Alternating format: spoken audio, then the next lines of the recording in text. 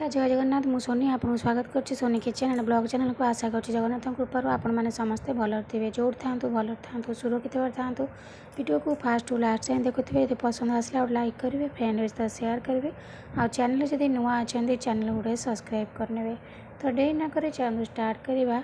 आज टिप्स अच्छे देखो आपणकर फेस को लेकिन ये जो पैकटी आप हाथ और पाद टैनिंग पड़गले लगे पारे तो देखो ये मुझे बेसन ग्राम फ्लोर आपणकर माने डेड स्किन सेल को रिमूव करता है स्किन को पूरा स्मूथ करता है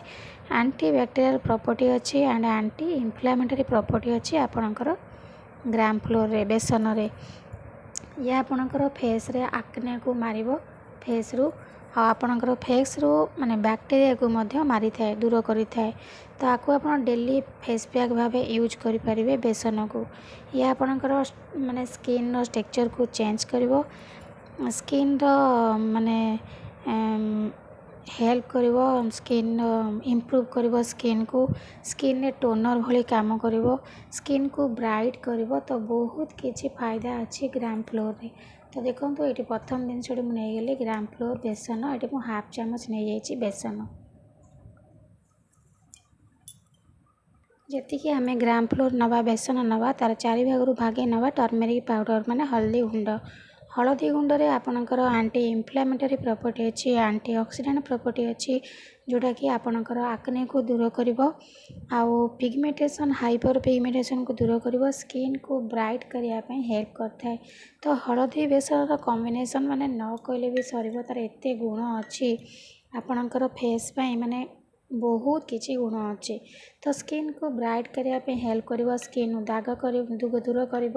तो बहुत किसी लाभदायक गुण आपणकर टर्मेरिक पाउडर रे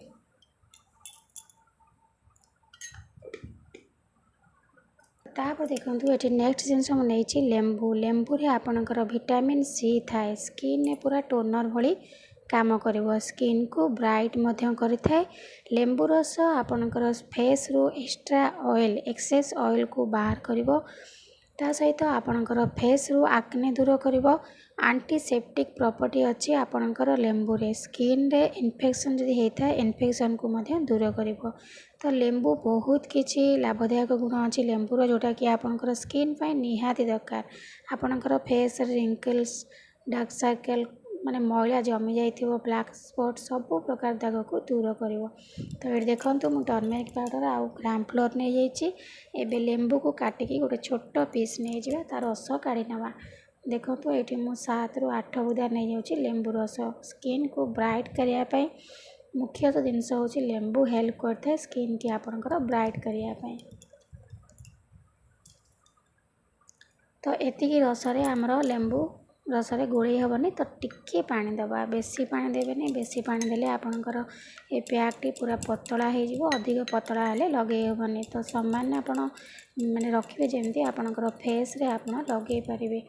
तो देखो ये भल भाव में गोले नौची गोटे नेचुरल रेमेडी आमर रेडी होगा जोटा कि आपणकर फेस हो कि हाथ और गोड़ जदि टैनिंग पड़ जाइए तो ये रेमेडी की आप हाथ और पादर लगातु खरार जब जाऊँच कुआड़े टैनिंग पड़ते टैनिंग दूर हो देखो आपको मुझे भल भाव में मिसई नहीं भल भाव में मिसई सारापर आपणकर फेस को भल भाव धोई नियंतु कौन सी प्रकार मेकअप आपणकर फेस रे रखंतु नहीं धोई सारापर आपको आपणकर फेस रे लगातु लगे कि छाड़ी दिंतु अध घंटा सुखा लगी तो मुझे आपन को हाथ में लगे देखे नौची आपणकर फेस रे ये भाव में लगे ने apply on your face 30 minute rest then wash your face ये भाव में अध घंटा लगे रखी नियंतु अध घंटा पर आपणकर टिके सुखी आसला परे आपणकर फेस को धोई नियंतु नॉर्मल वाटर रे देखिए इंस्टेंट ग्लो करिवो आपणकर फेस कौन सी साइड इफेक्ट ना ये आपणकर फेस में पुओ झील आपको समस्ते लगे पारे ये फेस पैक तो देखो ये अध घंटा पर आपको धोईकी देखने तो एबे देखंतु अध घंटा पर मो मुह हाथ को धोई नहीं धोई सारा पर आप देखिपे केते सुंदर भाव में ग्लो करुच्ची इनस्टांट ग्लो कर आपणकर फेस जेकोसी जगह को आप बाहर अध घंटा पूर्व एमती फेस पैक लगातु देखिए आपणकर फेस पूरा इनस्टांट ग्लो करवा आरंभ हो। तो निश्चित भाव में ये रेमेडी आपको पसंद आसो जब पसंद आसते लाइक करेंगे।